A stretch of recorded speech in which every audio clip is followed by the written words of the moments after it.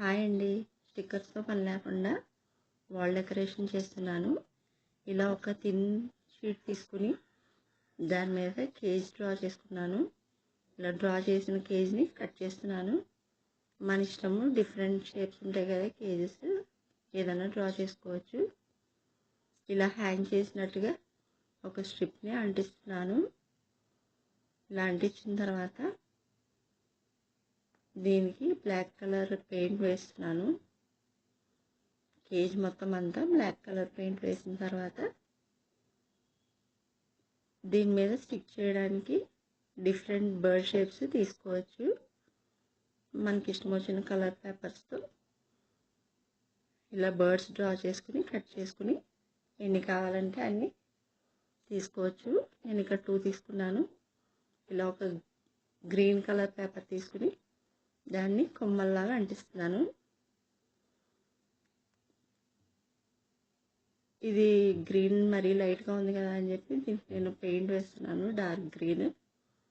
అలాగే లీవ్స్ కూడా కట్ చేసుకుని అక్కడక్కడ ఆ కొమ్మలకి అంటించుకుంటూ వెళ్ళాలి. ఇలా పెట్టిన తర్వాత ఈ లీవ్స్కి కూడా నేను డార్క్ కలర్ గ్రీన్ వేస్తున్నాను. కలర్ పేపర్ అవైలబుల్ ఉంటే ఆ కలర్ పేపరే కట్ చేసుకుని అంటించుకోవచ్చు.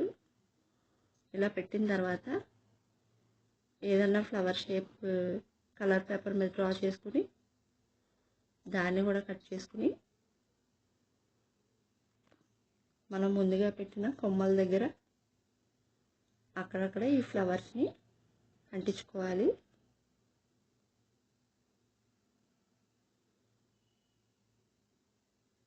చూసుకుని అక్కడక్కడ ఈ ఫ్లవర్స్ని అంటించిన తర్వాత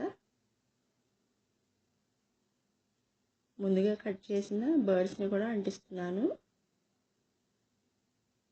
ఇలా అంటించిన తర్వాత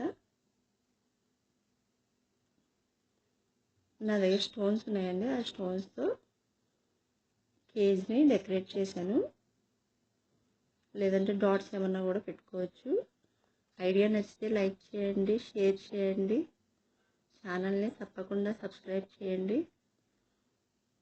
థ్యాంక్ యూ ఫర్ వాచింగ్.